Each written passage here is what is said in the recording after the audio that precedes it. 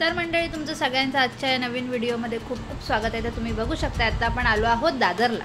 तर दादरला येण्यामागचं कारण म्हणजे की आधीसुद्धा जनता मार्केटचे आपण व्हिडिओ केलेले 2, तर त्या व्हिडिओंना तुम्ही खूप छान प्रतिसाद दिलेला। तर त्यावेळी ना कमेंटमध्ये खूप जणांनी असं सांगितलेलं की दादरला जनता मार्केटला जायचं कसं ते सांगा म्हणून। तर हा व्हिडिओ हा असणार आहे की जनता मार्केटला जायचं कसं, तर ह्याचा मी प्रवास तुम्हाला दाखवणार आहे। चला तर मग आता माझ्यासोबत तुम्हीसुद्धा प्रवासाला सुरुवात करा।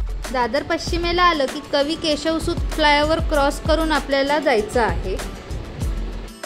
या फ्लायओव्हरच्या खाली सुद्धा अनेक दुकानं आपल्याला दिसतात, फळभाज्यांची, फळांची, तसेच कपड्यांची सुद्धा इथे दुकानं लागलेली असतात। फ्लायओव्हरचा रस्ता क्रॉस केला की आपल्याला सरळ आपल्या उजव्या बाजूला वळायचं आहे।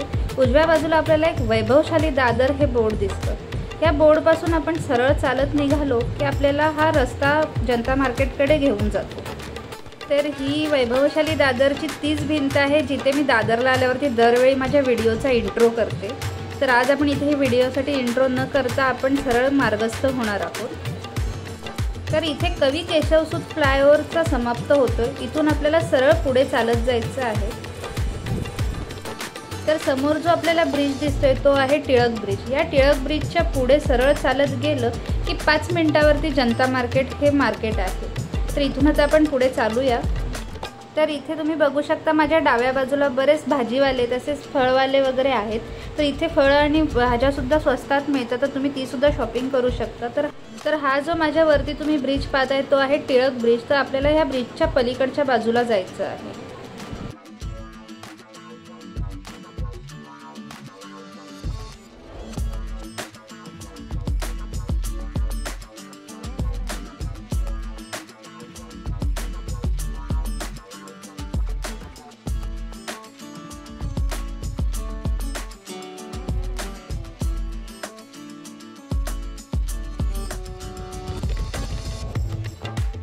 ब्रिजच्या थोडं पुढे आल्यावरती पहिल्याच डाव्या बाजूला आपल्याला दिसून येतं क्रांतिसिंह नाना पाटील मंडई। तर इथे आपल्याला भाज्या खूप स्वस्तात मिळतात, तर तुम्ही इथे सुद्धा नक्कीच भेट देऊ शकता। आणि या पुढच्याच गल्लीमध्ये आहे आपलं जनता मार्केट। तर आता आपण पुढे जाऊया।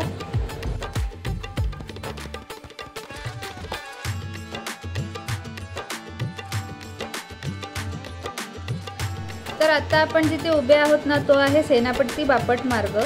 तर इथून आपल्याला सरळ चालत यायचं आणि इथून आता आपण जनता मार्केटला जाणार आहोत। तर आता आपण इथे जे पोहोचलो आहोत पंढरपुरी चाय जवळ, तिथूनच पुढे आपल्याला फर्स्ट जो लेफ्ट आहे त्या लेफ्टला आतमध्ये जनता मार्केटची बिल्डिंग दिसून येते। तर चला आता आपण जनता मार्केटमध्ये जाऊया। तर हा जो लेफ्ट आहे त्या लेफ्टला आपल्याला जायचं आहे। आता आपल्या समोर ही जी बिल्डिंग आहे ती म्हणजे आहे आपलं जनता मार्केट। तर हे आहे आपलं जनता मार्केट। ही पूर्ण 5 माळ्यांची बिल्डिंग आहे, इथे तुम्हाला सर्व काही मिळून जातं। चला तर मग आता आतमध्ये जाऊन बघूया इथे काय काय मिळतं ते।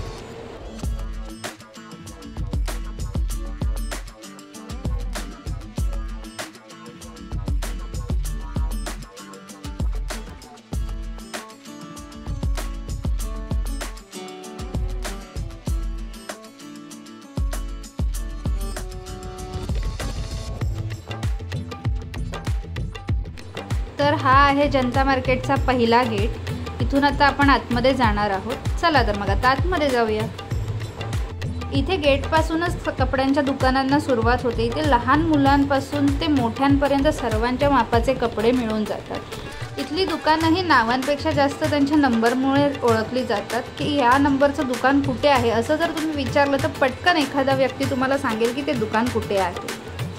तर हे जनता मार्केट कपड्यांचं होलसेल मार्केट आहे। तर इथे तुम्हाला काही दुकानांमध्ये सिंगल पीसमध्ये कपडे घेता येऊ शकतात, तर काही दुकानं अशी आहेत की जिथे तुम्ही तुमच्या बिझनेससाठी बंचमध्ये किंवा बंडलमध्येच कपडे खरेदी करू शकता। जर तुम्ही 10 कपड्यांचा बंच घेत असाल तर ते तुम्हाला प्रत्येकी 300 रुपयाने जर मिळत असतील, पण जर तुम्ही सिंगल पीस घेत असाल तर ते तुम्हाला 310 किंवा 320 या किमतीत वगैरे घ्यावे लागतात। आता आपण जाणार आहोत इथल्या पहिल्या माळ्यावरती। खाली ग्राउंड फ्लोअरला फक्त मुलींचे आणि महिलांचेच कपडे इथे मिळतात, तर फर्स्ट फ्लोअरला इथे मुलांचे सुद्धा कपडे मिळतात। तसंच इथे बेडशीट्स, टॉवेल, सतरंजी सुद्धा मिळून जाते। तर इथे आपण आता पाहतोय की मुलांचे वेगवेगळ्या व्हरायटीजमधले कपडे आहेत, जसे की कॅज्युअल्स, टी शर्ट्स, शर्ट्स, तसेच सदरे, कुर्ते असे ट्रेडिशनल कपडेसुद्धा इथे मिळतात. तसेच मुलींचे जीन्सवर घालायचे टॉप्स, शॉर्ट कुर्तीज, तसेच लॉंग कुर्तीज वगैरे सुद्धा इथे मिळतात.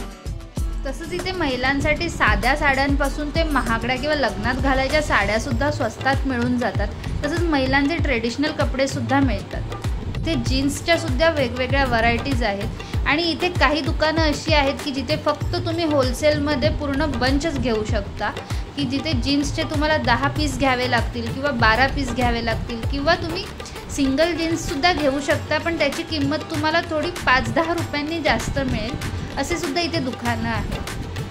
तर हा व्हिडिओ तुम्हाला कसा वाटला नक्कीच सांगा. व्हिडिओला लाईक, शेअर, सबस्क्राईब करा आणि तसंच कमेंट करायला सुद्धा विसरू नका. धन्यवाद.